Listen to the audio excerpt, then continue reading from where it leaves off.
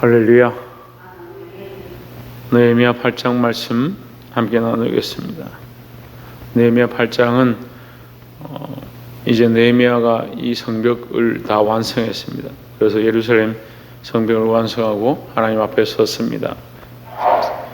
하나님 앞에 서서 그 성벽을 하나님의 것으로 올려드리는 그런 장면이 성벽 봉헌식이다.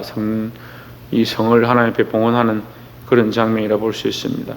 그 장면 가운데 특별히 8장 1절에 보면 이스라엘 자손이 그 본성에 가했더니 7월에 이르러는 모든 백성이 일제히 수문 앞 광장에 모여 학사 에스라에게 여호와께서 이스라엘에게 명하신 모세의 율법책을 가지고 오기를 청함해 했습니다. 자, 그 성에 거하고 또 7월이 되어서 그들이 뭘 하느냐, 이 봉헌식 가운데 특별히 하나님 앞에서 율법책을 가지고 와서 읽었습니다. 우리가 이스라엘 백성들 가운데 이 왕들이 여럿 있었는데 여호사밧이나 요시아나 히스기야나 이 왕들이 종교개혁을 일으킬 때에 그들이 종교개혁을 일으키는 그 발판이 무엇이었냐면 하나님의 말씀이었다, 율법책이었다, 우리가 기억하고 있습니다. 그 백성들 앞에 그 율법책을 낭독할 때에 그 백성들이 자기들의 죄를 기억하고 하나님 앞에 슬피 울며 회개하는 모습을 우리가 보았습니다. 결국 말씀 앞에서 우리의 죄를 보고 우리의 연약함들을 깨닫게 되는 것, 하나님 앞에 우리의 모습이 어떠한지를 알게 되는 것 자체가 부흥이고 그것이 또한 개혁이고 새롭게 되는 길이다라는 겁니다. 그래서 우리가 말씀 앞으로 다시 돌아가고 늘 말씀 앞에 서기를 주의 이름으로 축원합니다.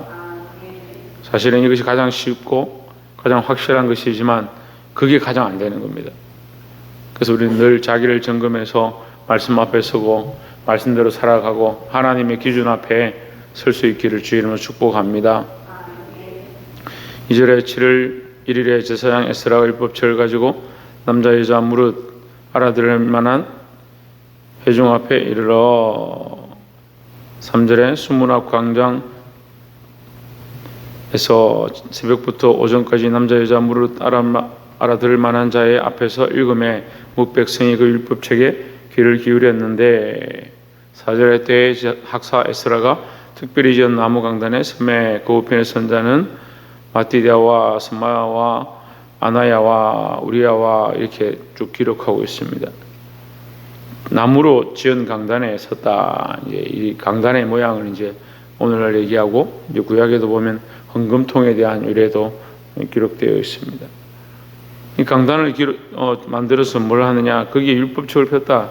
그래서 강단에는 반드시 뭐가 있어야 되냐? 하나님 말씀이 있어야 되는 겁니다.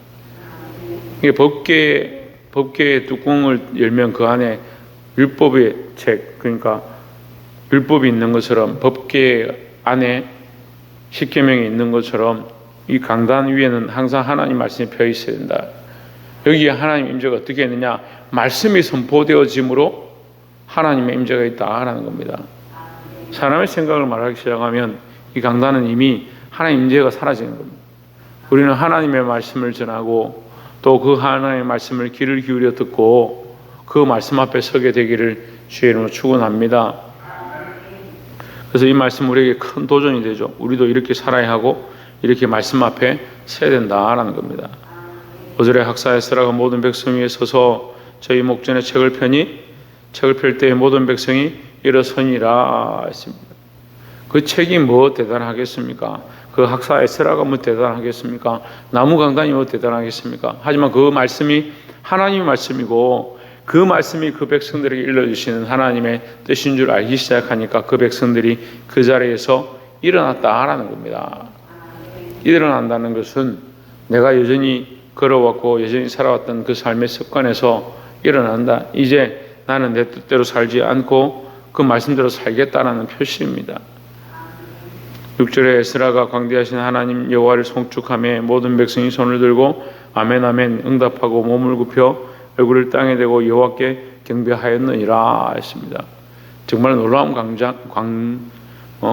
광장이 아닐 수 없습니다. 광경이 아닐 수 없습니다.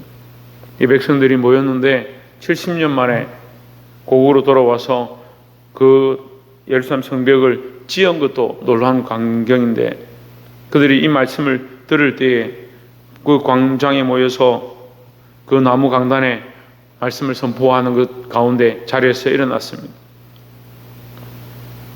그리고 뭐라고 하느냐? 손을 들고 아멘 아멘 하나님을 송축했다. 이것이 어떻게 보면 초대교회 성령의 역사와 같은 모습입니다. 아무것도 모르고 율법도 알지 못했던 70년이 흘러버린 그 세월 가운데 그들이 돌아와서 말씀 앞에 설 때 그 앞에 감격하고 감동하고 자기의 삶들을 내려놓고 하나님 앞에 섰다 하라는 겁니다. 늘 말씀 앞에 서게 되기를 주의 이름으로 축원합니다. 그래서 말씀을 듣는 것, 말씀을 깨닫는 것이 우리에게 은혜고, 그 말씀을 깨닫게 될 때에 7절 후반에 보면 그 저수에 섰는 백성의 율법을 깨닫게 하는데, 8절에 하나님의 율법책을 낭독하고 그 뜻을 백성에게 해석하여 백성으로 그 낭독하는 것을 다 깨닫게 하매 9절에 백성이 율법의 말씀을 듣고 다 우는지라 했습니다. 여기 우는 것은 그들이 감격하고 감동해서 울기도 하고, 그 자기들이 이렇게 살지 못했던 그 사실을 알고 회개하기 시작했다. 우리는 말씀 앞에 자기의 삶을 회개해야 된다라는 겁니다. 이 회개는 어제 말씀드린 것처럼 우리가 죄를 자복하고 하나님 앞에 눈물로 기도하는 것도 회개지만, 자기의 좌표를 보는 겁니다. 나의 좌표를 어떻게 보느냐? 말씀을 들을 때 나의 자리가 어디 있는가? 말씀을 들을 때 내 삶이 어디 있는가? 그럼 내 삶에 말씀을 맞추는 게 아니고 내 삶을 말씀에 맞춰야 된다는 거예요.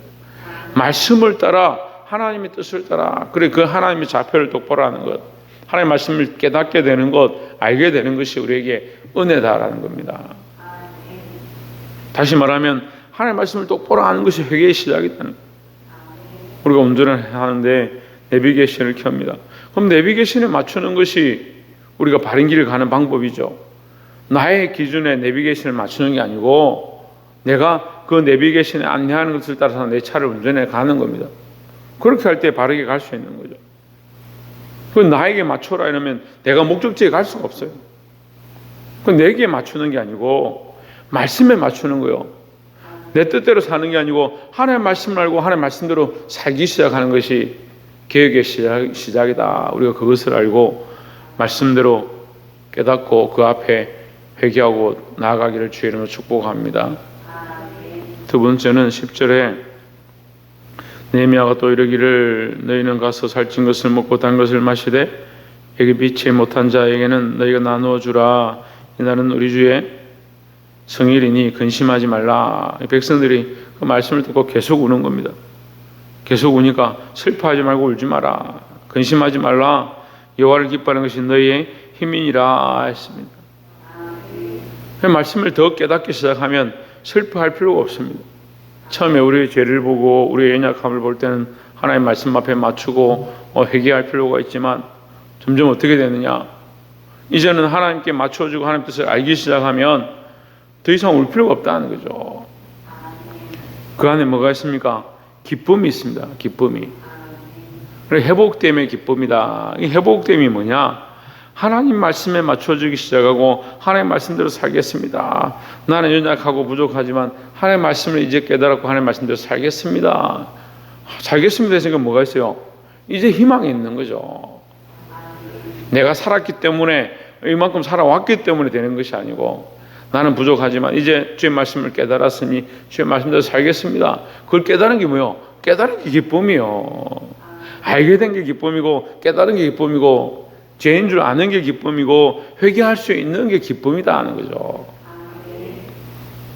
그래서 여호와를 기뻐하는 것이 너의 힘이니라. 이 주의 말씀 아는 것, 여호와를 기뻐하는 것. 내가 이제까지 뭘 기뻐했느냐 우리가 돌아보면 되는 거예요. 보통 사람들이 자기의 삶을 기뻐하고 뭘 먹을까, 오늘 뭐 맛있는 거 먹으니까 기쁘다, 내가 입고 싶은 거 입으니까 기쁘다. 자기가 자기를 기뻐하고 자기의 즐겨하는 것들을 기뻐하고 자기가 만족하는 것들이 되어지면 기뻐하는 것, 그 기준을 내려놓고 하나님을 아는 것, 하나님 말씀을 듣는 것, 하나님 앞에 나오는 것, 그것을 기쁨으로 바꿔야 하는 겁니다. 우리가 말씀을 깨닫기 시작하면 이 기쁨의 기준들이 바뀌어지는 거예요. 말씀을 알면 알수록 나의 기쁨이 아니고 내가 원하는 기쁨이 아니고 하나님 원하신 기쁨으로 바뀌어지게 된다라는 겁니다. 그러니까 우리의 소망이 어디 있어요? 세상에 있는 게 아니고 하나님께 있고, 우리의 소망이 이 땅에 있는 게 아니고 하나님 나라에 있다는 거죠. 그 이 말씀을 깨달아 알면 알수록 믿음이 깊어지면 깊어질수록 우리의 이 기쁨의 기준과 기쁨의 가치가 어디에 있느냐? 세상에 있는 것이 아니고 하나님께 있다라는 겁니다. 11절에 레위 사람들도 모든 백성을 정숙케 하여 이르기를 오늘은 성인이 마땅히 종령하고 근심하지 말라 하매 모든 백성이 곧 가서 먹고 마시며 나누어 주고 크게 즐거워하였으니 이는 그의 읽어드린 말씀을 밝히 알미니라 했습니다. 말씀을 깨닫고 하나님이 우리의 기쁨이신 줄 알기 시작하니까 오히려 이제는 근심과 걱정을 내려놓고 기뻐할 수 있게 되었다. 이 기쁨이 저와 여러분 안에 있기를 주의 이름으로 축원합니다. 마지막 세 번째로 17절에 사로잡혔다가 돌아온 회무리가 다 초막을 짓고 그 안에 거하니 눈의 아들 여호수아 때로부터 그날까지 이스라엘 자손이 이같이 행함이 없었으므로 이에 크게 즐거워하며 했습니다. 자, 이스라엘 백성들이 하나님께서 가나안 땅을 주시고 그들에게 회복의 은혜를 주시고 나니까 오히려 하나님 앞에 절기를 지키지 않는데, 근데 오늘 이들이 말씀을 읽다가 뭘 발견했냐? 초막절을 발견했어요. 그래서 하나님 앞에 초막을 짓고 그 앞에 나와 그 앞에 거하는 그 날을 즐거워했다. 초막을 지었다니.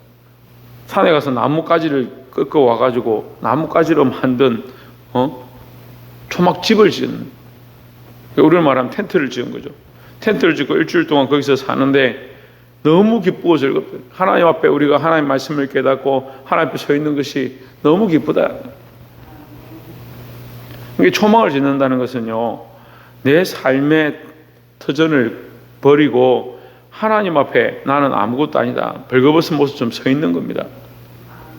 근데 오늘날 우리가 부유하니까 지금 사는 집과 삶의 터전이 너무 좋다. 거기 있는 게 좋고 여기 하나님 앞에 오는 것, 그건 싫은 거예요. 왜? 말씀을 들으니까 벌거벗은 것 같고 하나님 앞에 벗겨지는 것 같고 우리의 제 모습이 자꾸 드러나는 것 같으니까 자꾸 본전 생각하는 거죠. 초막을 지은 것처럼 우리는 아무 소망이 없고 이 땅의 것들은 아무것도 아니고 내가 입고 육신으로 살아가는 것들은 아무것도 아니고 이 껍데기 같은 초막에 있는 것처럼 그렇고, 하지만 내가 하나님 앞에 있는 즐거움, 하나님과 동거하는 이 즐거움이 참된 즐거움과 기쁨이 되기를 주의 이름으로 축원합니다. 그래서 우리가 이 주의를 지키고 예배를 지키고 하나님 앞에 나오는 즐거움, 하나님과 교제하는 즐거움, 이 예배하는 즐거움이 오늘 우리 안에 큰 기쁨이 되기를 축복합니다. 18절에 에스라는 첫날부터 끝날까지 날마다 하나님의 율법책을 낭독하고 우리가 7일 동안 절기를 지키고 제8일의 규례를 따라 성회를 열었느니라 했습니다. 자, 말씀을 맺겠습니다. 이들이 하나님 율법책에서 깨닫게 된 것, 그 하나님 앞에 초막절을 지키고 그 하나님 앞에 초막을 짓고 그 하나님 앞에 거하면서 자기 재산과 소유와 집안을 다 내려놓고 하나님 앞에 아무것도 없는 것처럼 그 초막 안에 거하기 시작하는 것. 이 그리스도와 동거하는, 하나님과 동행하는 그 시간들을 얘기하는 겁니다. 우리가 하나님 앞에 나와서 우리가 아무것도 아님을 알고 그 말씀 앞에 우리 자신들을 내려놓고 이 말씀을 낭독했다는 말은 자기 생각들을 자꾸 내려놓고 하나님의 말씀을 자꾸 받아들였다는 거예요. 우리가 말씀 앞에 서서 내 뜻을 내려놓고 세상을 향한 소망들을 내려놓고 하나님을 알아가는 것이 우리의 기쁨이 되고 힘이 되어지고, 여호와를 기뻐하는 것이 너희의 힘이라 했던 말씀이 우리 안에 참 힘이 되기를 주의 이름으로 축복합니다. 그래서 이 말씀으로 사시고 우리가 말씀으로 살아가는 이 인생의 동행이 그리스도와 함께하는 초막의 삶인 줄 늘 기억하고 세상 소망보다 그리스도와 함께 동행할 수 있는 저와 여러분 되어지기를 주의 이름으로 축원합니다. 기도하겠습니다.